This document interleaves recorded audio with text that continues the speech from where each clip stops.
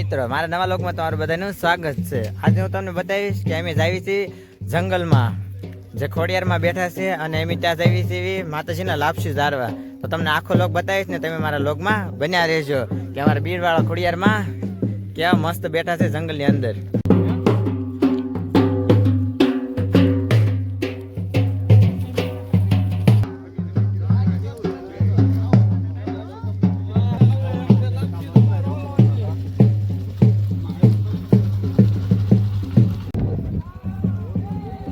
તો અમે બધા જઈ રહ્યા છીએ ખોડિયારમાં, જે બીડમાં બેઠા છે અને આજના લાપસી ઝારવાની છે।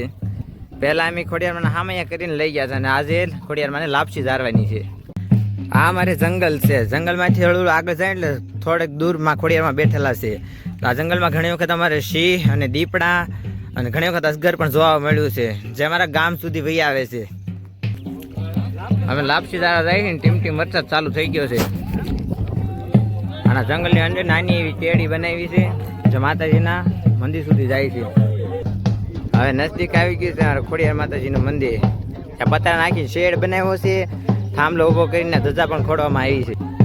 તો અમે ખોડિયાર માતાજી પહોંચી ગયા છીએ। અમારી પહેલાં ઘણા માણસો આવી ગયા છે, એટલે ગાડીઓની એવું લઈને પહોંચી ગયા છે।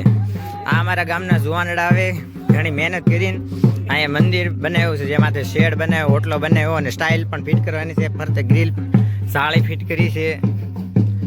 રોજ અહીંયા આવવા માટે ટ્રેક્ટર લાવતા, પાણી પાવા હાટું ટ્રેક્ટરમાં પાણીના ટીપણા ભરીને લાવતા, તે આ મંદિર સરસ મજાનું બન્યું।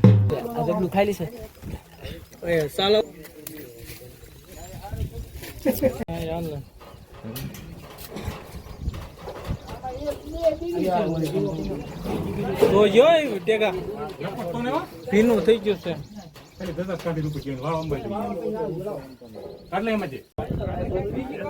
ફોક મારીને જગવજે દીપા હરખાય છે।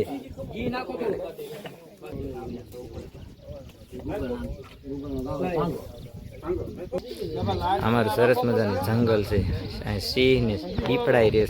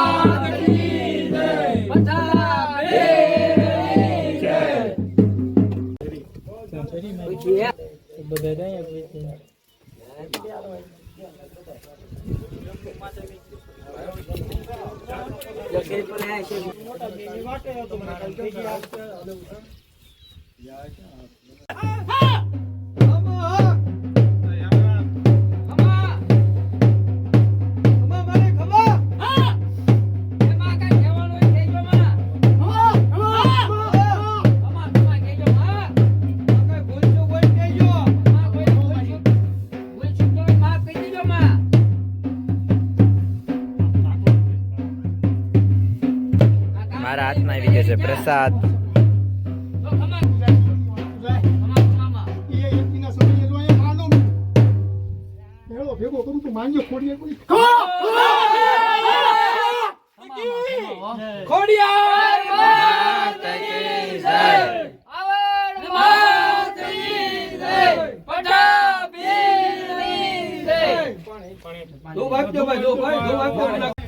તો માતાજીને ધારણ કરી નાખ્યું છે અને ઘે ઘોર વરસાદ અંધાર્યો છે।